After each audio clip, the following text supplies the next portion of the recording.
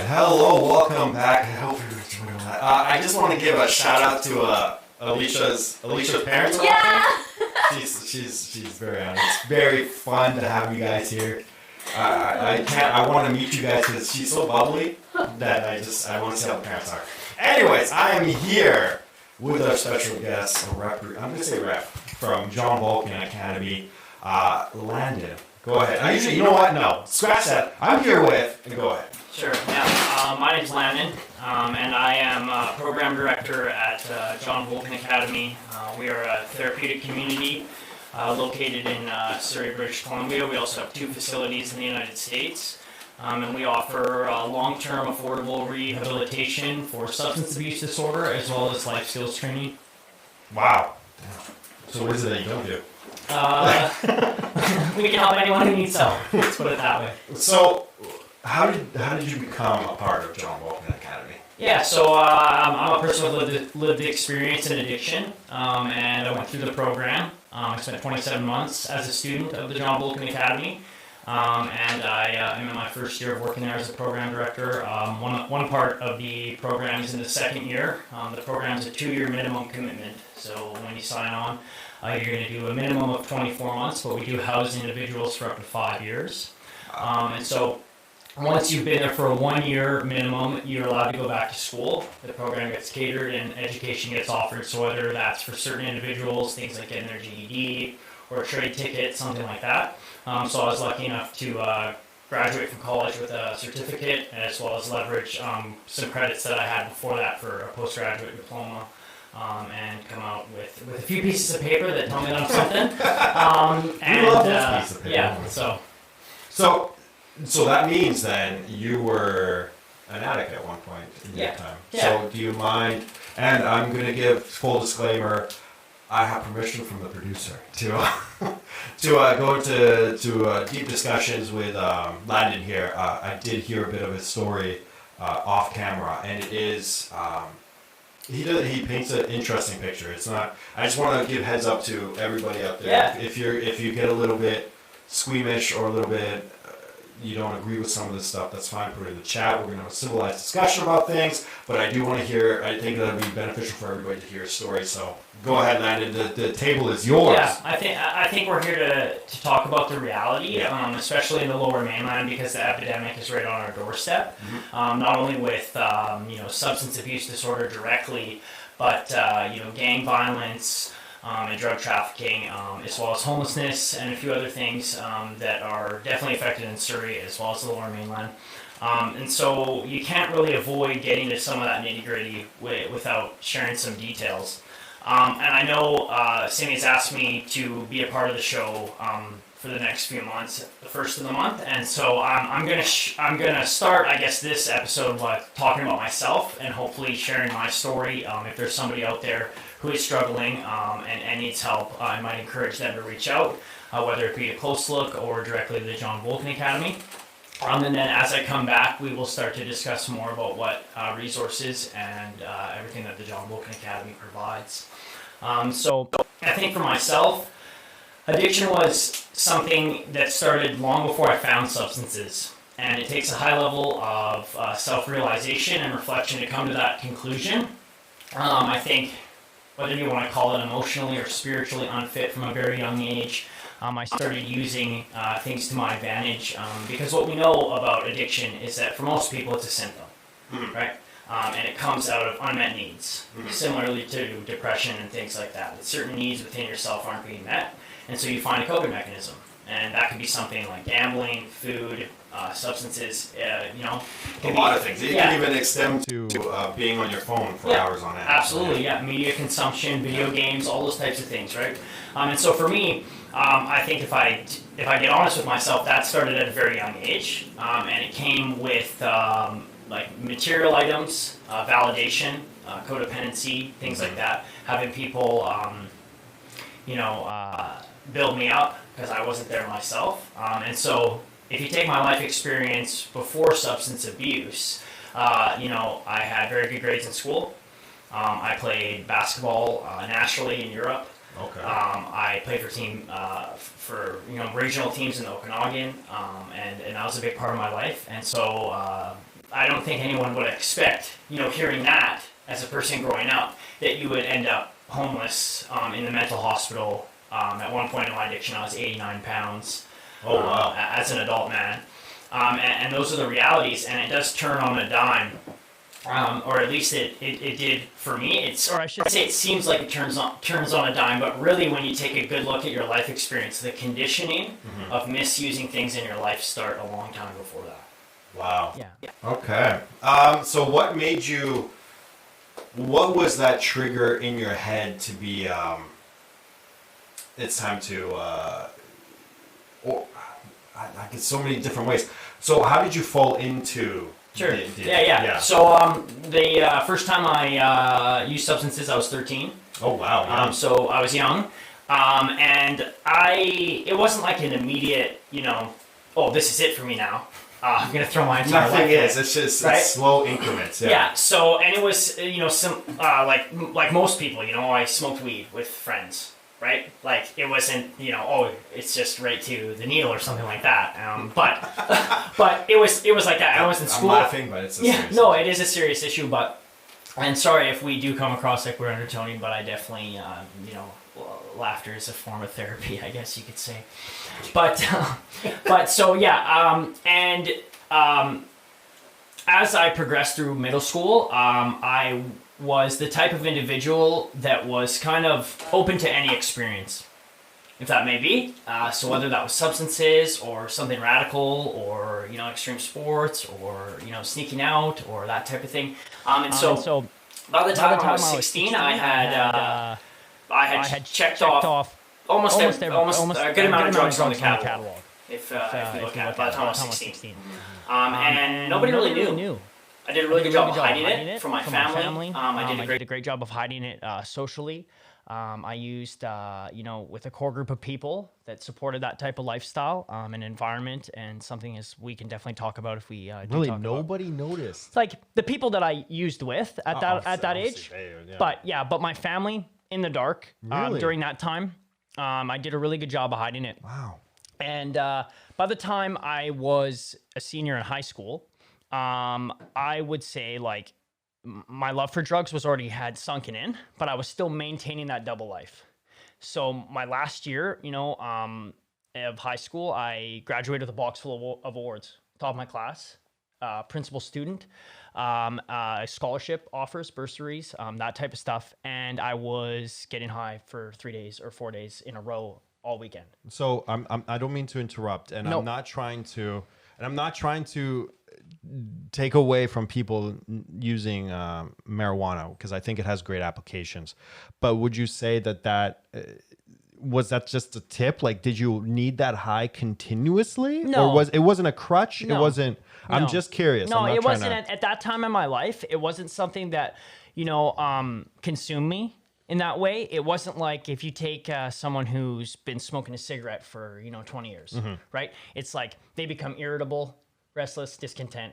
Yeah. If it's past that time frame that the cigarette yeah. that lasts. It wasn't like that in high school, but it was definitely, late nights, even on a school night, once I had a car, with buddies, all, hot boxing, are you? Yeah, things like that, right? Yeah. Definitely partying with harder stuff on the weekend. I think for the young people, they probably refer to the term weekend warrior. I don't even know what that is. So can you give a little bit of a So it's kind of like Friday after work until Sunday afternoon. Your Really? weekend warrior type deal. So those things were very apparent for me. Wow. And I mean, looking back, I can definitely get honest with myself and say that I loved it more than a normal person would. Well, otherwise you wouldn't keep. Yeah. Right? Even more than a person who's experimenting. Mm-hmm. Because when we look at, hiding it 6 socially, stages of change or 6 stages of progression with a in core mental group of health and people addiction, that supported that type of lifestyle, contemplation, environment, contemplation, and something as we can things definitely like talk that about. happened. Really, What are the 6 steps? Sorry, Like for the the people, people that I used so with if we're looking at that age, but my family in the dark during that time, and then I did a really good job of hiding it.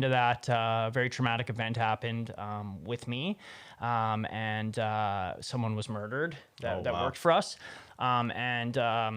so I became a flight risk because I was not up to the standards mentally to continue the operation.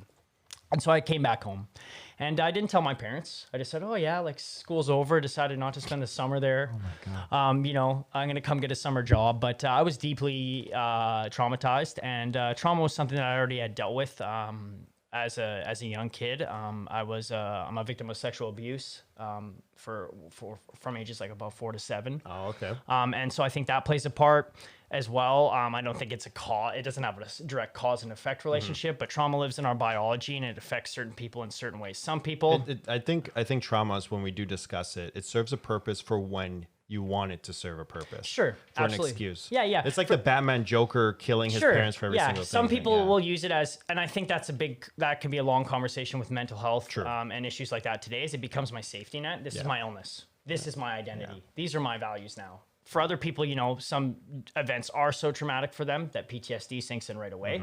And now it's not a self-victimization tool. It is something that they do have to live with and is very real for them all the time. But so trauma was something that was apparent in my life. And this just brought a lot of that up. And that was undealt with and hidden for a long time. And so that's when I really started to dive in. And where I wanted to carry that lifestyle back home, recreate it in many ways, but instead of being focused on money making and crime, it was being focused on, hey, let's deal with this stuff that's coming up. And so I started living like a rock star, essentially, and I don't say that lightly. At one point, and I could have a few thoughts of how that is. Sure, yeah. If you'd like to ask, but. We talked off camera. At one point in my addiction, I was a $400 a day drug habit. Yeah. $400 a day. Yeah. How does one even sustain that kind of lifestyle? Yeah, I mean, obviously, people know when you're selling drugs, there's lots of money to be made. Yeah. And then obviously, when that money runs dry, you look to crime. Right, whether it be theft. So that's how that keeps the circle going. Yeah, that's the only way to sustain it. It's tough unless you're a top level CEO and using a drug like cocaine or something, and you can afford your habit. For most people, they can't sustain a habit like that, and your mind and body obviously can't for very long either. And so that lasted for a while, and eventually I started to deteriorate, of course. And this is when people really started to take notice. Up until this time, I still did a fairly good job of hiding it. You didn't become skinnier or deficient? Definitely, like we talked about. So later on that same year, I had chronic pancreatitis. My pancreas failed completely. Okay. And I was hospitalized and hooked up on an IV, and I actually lied my way out of the hospital to get high. So you can see there the how sick the mind is and the dependency. Well, I think that also shows that the nurses at hospitals, they're not paid enough to detect these things. Absolutely. And I feel like because you may not be. I mean, I'm pretty sure you're not the only person that's done that. No, of course not. No, so they're not definitely. paid to detect that stuff. No, and I feel like that's a detriment to our healthcare system in general. Yeah, because they had me on because pancreatitis is very painful. Yeah. And they just like, he seems okay. What happened is actually, it's quite a long story. They had me hooked up to IV Dilaudid, which is like medical grade heroin. And I almost overdosed in the hospital. And so for my safety and for drug dependency issues, they took me off the IV and they gave me the pill. And the pill at that time in my life just wasn't enough. Yeah. And so that's when I started to scheme my way out. Yeah. Wow. And so I came out of the hospital and continued what I was doing. And at this time, people were starting to say, you need help. And at that time in your life, I think addiction, when we talk about the curability aspect, because everyone likes to talk about the stats, and especially in Canada, the stats are not great because we offer ministry resources, free treatment, things like that. It really comes down to willingness of the individual. Well, I feel like that's first and foremost. In general, if you can't help those who do not want help. Yeah, and at that time in my life, I still didn't want help at all. And then things got much worse. As expected, they say an addiction rock bottom is just another trap door. But for me, I definitely believe spiritually, mentally, physically, emotionally, I found my rock bottom. And so I continued on this path, and then I found myself in psychosis. And that's when things become unmanageable, because if you are on the street and you are doing crime and you become to get in psychosis and you're with criminals and you're with this, you're not in control of yourself, right? Your mind's playing tricks on you, paranoia, almost schizoaffective things Yeah. start to come up. And so I found myself in the mental hospital for the first time after overdosing, and was brought back. So I was kept for a few days in the mental hospital. If you don't mind me asking, in the span of how long Yeah. so far, like where are we at the... Yeah, we're about, I come back from university after that traumatic event in No, but I mean, 2015. Okay. And now we're into 2016. Okay, so only a span of like 2-3 years. Yeah, this all happens very, Wow. very compact for me. Wow. And then I come out of the mental hospital, and again, things get worse. The story continues, as you can all expect. And that's when suicide really sunk in for me. Mm-hmm. And I started planning. And so I was then put back in the mental hospital and arrested under the BC Mental Health Act, where someone can come and actually detain you. So...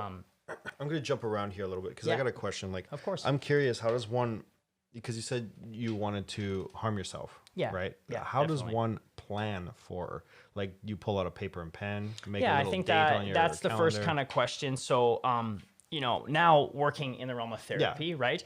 I am an NLP counselor that focuses on trauma. And I'm part of the International Alliance of Holistic Therapists, as well as the best kind, as well as the International Coaching Federation for students that are focusing on, or anybody actually. I service other people that are out of the academy that focus on life transformation, growth, stuff like that. And I think the first thing that's important to say here is, like, when we ask someone about suicide, it's do you have a plan? That's kind of the first question. Have you got to the point where you are starting to actually think about the way that you're going to do it? Does that make it real? Yes. Is that why? Yeah, okay. Yeah, and so if someone says, oh, I want to kill myself, it's like, okay, do you have a plan? Well, no, I haven't got that far. Okay, you're having a really bad day. Let's talk. Okay. Let's heal. Let's show empathy. Let's show compassion, right? But the thing that's so tricky about suicide is you never know. Fair. Yeah. You never know. Change right? on a dime. It can. And the statistics in Canada and in the world today, with especially younger people, are growing. It's very true. Right? I think because the added of cyberbullying also. Yeah, for sure. Everything online. And other things too that you look at. Just I think the pressure that media is putting on young kids. Comparing yourself. Yeah, comparing yourself, right? Because all the content we're taking in is people we idolize or people we want to be, where they're traveling, these things they have, right? And now it's like, oh, this person's 18 years old and they have 2 million subscribers on YouTube, and I am working at Burger King. Oh, I'm a failure. I feel the same way sometimes. Right? Yeah. And we have to look at the media that we're taking in. And this is something, that seems foreign to a lot of people when I talk about it. But at the academy, you spend 2 years without a phone. You know what? I actually think that's fair. Sure. I think that's fair. I often tell people, because sometimes they get in with their tech or like they need something in order to make something better. And I'm like, well, if you need that thing, then you're really nothing without it. Yeah, so yeah, I agree with this to a, The main point is to go idea. inward. Yeah. Because the work's internal, right? And not focus on the external world. Exactly. Not have those distractions. Plus your social media, your music, all these types of things are connections to the life you've came from. They have those people in it, right? True. Your music has memories. Nostalgia and everything. All those types of things. And so we take that away. And, obviously you get computer access when you go back to school online. You'll have some access. But so what do you do for 2 years? Like, I don't want to sound no, yeah, a absolutely. little, in this day and age, I'm trying to think of what I would, like a week or 3 weeks. I can imagine myself I think, without my, what I'd like to do is, since we're going to be doing this on the first of the month, I'd like the next episode. Leave some stuff. The next episode, I'd like to pace ourselves and really spend the whole time talking about the academy process. Okay. A week. I like that. That's how we're doing, so that we can entice people to come back every week. But thinking ahead, I like this guy. Yeah. So, we keep it's a highly structured environment where everything's mapped out, everything has protocol. And it becomes a sense of safety. You have to think someone who lives on the street, right? Their life has no structure. It's chaos. I think it's if you spend 7 days on the street, something psychological actually happens to the brain. Really? Your survival instincts change, things like that change. And so now you have to imagine that person coming into an environment where for 24 hours a day, every hour that they have is accounted for. Yeah. Right? It's a very big change, right? Especially when you look at things like human connection, right?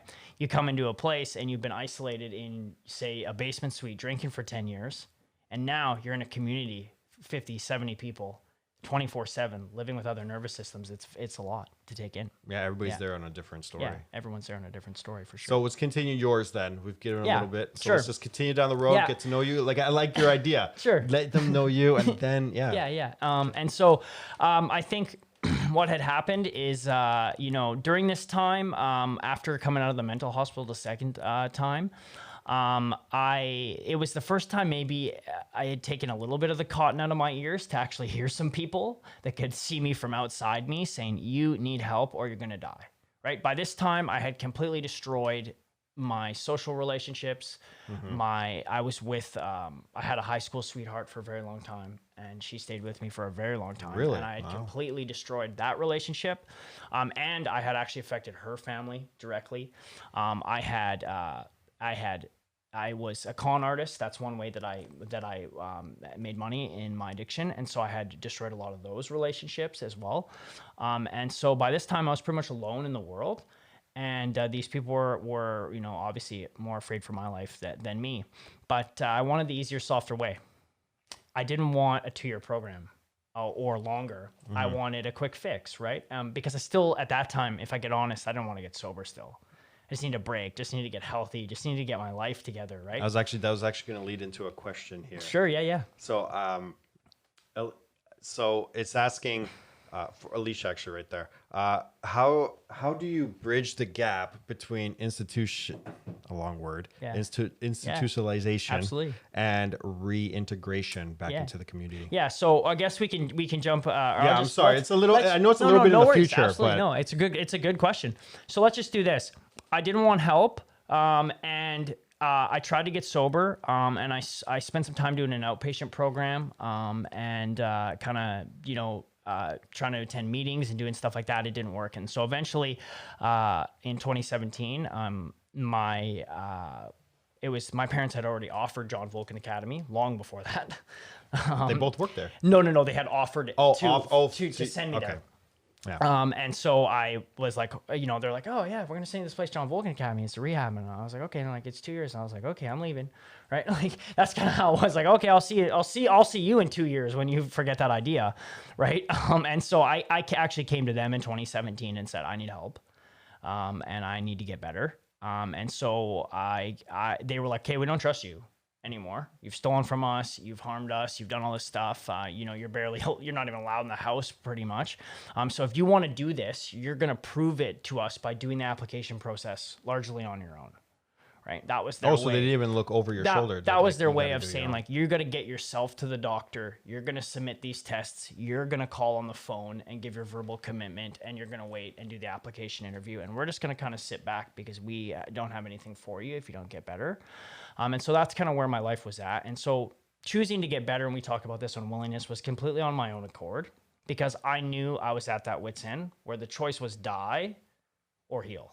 But how does one even have, like, how did you even have the cognitive sense, so to say, into realizing that it's time for a change? Yeah, I think like we hit that rock bottom. Yeah. Right? And we got nothing left to give. There's nothing left in the tank, right? But often that's where people would just say, I'm out of here. It's true. I'm done. Yeah, they would. And I count my many blessings every day. On more hands than one, because I found it within myself with help of many people to get better. And so I came to the John Volken Academy, and I didn't really know what to expect, to be honest, because I didn't really listen to my mom's pitch. She's like, "Oh, you're gonna do this," and I'm thinking like the Xavier Academy. Oh, yeah, yeah. And so I came out there, and I had no idea. I'll be honest, I had no clue. And I got in there, and they're like, "Okay, give us your cell phone.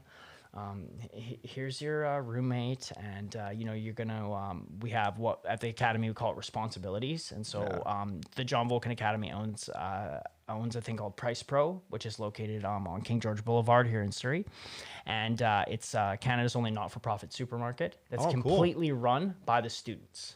Oh, nice. And so what we do is we implement what we call responsibilities, which, in layman's terms is like workplace therapy, because we want the students to simulate a real life schedule and learn to make time for their recovery as if they weren't in treatment.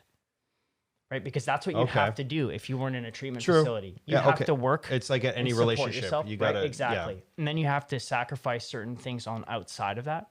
And so I didn't really know these things. And so you just went in there. They're like, oh, you're going to work at this, or you're going to, that's what they told me. They're like, you're going to work at this furniture grocery store. And I was like, oh, and we call it responsibilities because it's on a volunteer basis. So I was like, okay, that sounds okay. And then you're going to have these classes and you're going to have four hours a week group therapy and no cell phone and you can't leave the property for a year and all this type of stuff. And, I was kind of just wide eyed and I was like, fight or flight mode. I'm like, I can't do this. This is for real. I was like, and you look around and, I had been to sober living and that type of stuff before. And a lot of those places people are still using and things like that. And it's, a lot of people just building negative connections. And I'm starting to look around and I'm like, wow, people are actually getting sober here. Like people are actually healing here. They're dealing with the problems underneath addiction. And it was pretty early in that I just bought in. Do you find that maybe being in the same circle as because you find that you're not alone in the whole situation? Yeah, for sure. Of course. Yeah. Does that help? Yeah. Get through it or? Yeah. It's, you alone can't do this, but you alone must, right? So I have to do the work, but you need a support system, right? And that's the reality of it. You need people around you, whether it be friends, family, that support your life choices. And whether that's, for some people, and especially being a younger individual, it's tough to live sober and have a social life. Yeah, because everybody's out. Exactly. Let's go for a drink on Friday night. Let's go for a drink, right? And so you have to set those parameters around what's safe for you, how much you can handle. And I guess with more sobriety, like, coming up on my 4th year here. Congratulations. Thank you. It's, one of those things that it's not as difficult as it once was. Fair. Right? You know what, though? You also find out who your real friends are. For sure. Because they'll be the ones that are like, all right, we'll find something else to do. Yeah, whatever. And, it's definitely, let's go back to your question here. Let's wrap this all in. So I spent 27 months at the John Volken Academy as a student. And the final 8 months is what we call the reentry program, because institutionalization does happen the same way it would happen in prison. Oh, wow. It's a long-term process. And what happens is that your new environment becomes your life. All the stimuli and attention coming in is safety, sobriety, and you can't just be kicked out of that and dropped off. There has to be, It's like saving a rescue animal and just like, well, I guess it's good enough to live in the wild now. Yes, that's Dead in 24 hours, great yeah. analogy. And so what we do is there is a bit of a program in place for our students to help with that, and to get them into resources that are outside the program, whether that be other support groups like Alcoholics Anonymous or Smart Recovery. Or so they help out with that even. Yeah. We also work on obviously resume building, mock interviews, financial classes, stuff all like the that. Fun stuff. That you'll need to do. But it's a transition that really takes place once you're out.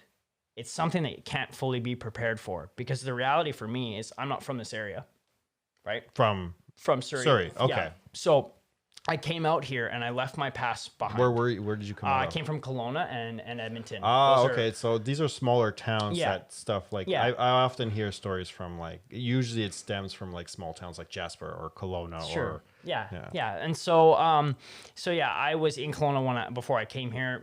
I had spent and lived a bit of time in Alberta, in Medicine Hat, and in Edmonton as well. But socially, I had to leave everything behind. Fair. No, to makes come sense. and get better. And now when you come out of the program, it's like the only new life you've known is in the program. But these students are still in the program. Yeah. Because I'm transitioning out, Yeah. right?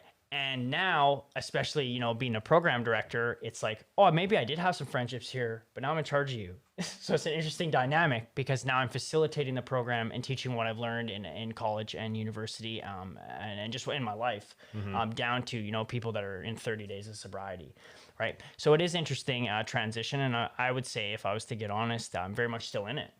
In that transition and learning how to live outside of a therapeutic community. And definitely every day was the best thing I've ever done for myself.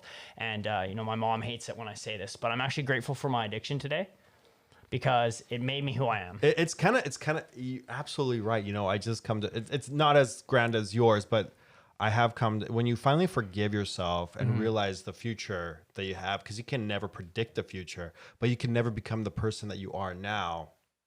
you know, without having gone For sure. through whatever it is that you went through. Yeah. And you should be happy at least where you ended up. Yeah. Maybe not the path that you take, because you probably could have done things a little Yeah, bit I coulda- differently. But I mean, But again, this is spinning it to try to make, I think it's more of a cognitive thing to be like, just be thankful for who you are now, Yeah, and right. let's learn from our mistakes and not repeat those mistakes again. yeah, absolutely. And that's where the daily maintenance comes in, is to not falling back to those negative thinking patterns, bad decision making.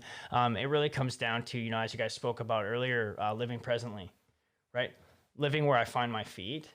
And really having some things in place, some recovery tools, some spiritual tools in place, as well as, you know, healthy life balance to counteract the things that I deal with as a person who's lived through substance abuse and trauma and stuff like that. So were you hired right out the gate? I actually had a bit of an interesting situation, because one of my colleagues was taking a month leave.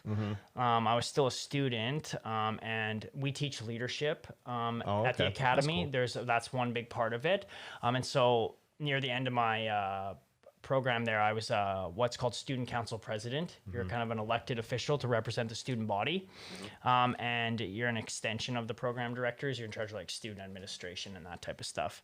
So they John Volken asked me if I'd like to kind of do like a working job interview as a student, to cover some of the responsibilities of this guy who was taking a month leave. And I said, yeah, absolutely. Because I had already gone to school and finished and been So it's interested. still fresh in your... Yeah, I've been interested in this realm. And we only hire program directors that have gone through the program. That's completely fair. I would not Because- want somebody who has no clue how this feels or how it's something that's a little bit beyond just lived experience and addiction, because our program is a very different process than most places, and I think that's why it's such a great place to heal and to come, is because there's not a lot of programs that offer all the resources and everything that we have. So I started doing the job I don't know, May of last year, I guess you could say. So coming up on a year here. All right, so that's Dustin off camera. He's sending me a message. It's time to wrap up, Yeah, and it's no true. worries. Yeah, so no if you want to, can you tell people at home, like, where can they go for information? Yeah, or absolutely. anything? So I guess the first place to start would be the website, because it has resources for all three facilities, and we accept Americans up here or Canadians down there, depending on your situation. So that's Volken.org. Oh, so they have one in the States too? There's 2 facilities in the States as well. Yeah. Okay. And so Volken.org is there. If you are in this area, in the Lower Mainland, we're located on 6911 King George Boulevard. Which is right between 72nd and 72nd and 68th there. If you want to call toll free, it's 1-855-592-3001. And you can speak to a representative or our front desk and get some more information. Sounds good, man. Yeah. Thank you, Landon. Yeah, he'll thank be you. on. So he'll be on. What's next month? April 1st. Yeah, April What? Fools. When Yeah. is April 1st a Sunday? I think it's the first Sunday. The first Sunday is what we're gonna do. Yeah. We're not saying exactly April 1st, Yeah. but whatever Sunday's first weekend Yeah. is when he'll be on and again. we'll I think on that one we'll definitely talk much Yeah. more about the program. And I just what we wanted have them to know offer. who you are. Yeah, of course. Who yeah, we're dealing with. Absolutely. Who yeah. we're dealing with. Yeah, thanks for having I me see on. that you have this is off the cuff. I'm just, what's your hairstyle? Oh, well, it's hat I hair. see- It's hat hair right now. I so see, I'm- no, but I see a mohawk I'm coming out this back definitely here. gonna keep my hat on today, but maybe next time. Maybe next time. But, Okay, we're gonna say. I'd just like to say, if you guys have a magnificent story, or just want to know more, we do work closely with the John Volken Academy. They're a proud sponsor of CloseLook. If you would like to submit some stories for the magazine that seems to have disappeared on me, please feel free to go to www. I'm not even on camera. My God, Daniel, such a rookie mistake. It's okay. Go to www.closelook.ca and submit it there. We would love to get in touch with you. Call. There's a phone number on the website. With that being said, Dustin's gonna do the outro. Go ahead. Oh, hang on. No, don't go ahead. Now go ahead. This program is sponsored by Surrey Honda on 152nd and Fraser Highway. For the latest deals and excellent service, check out surreyhonda.com. Thank you, everybody, for tuning in. I appreciate it. You can say bye if you want. yeah. Thanks for having me, and thanks for everyone watching.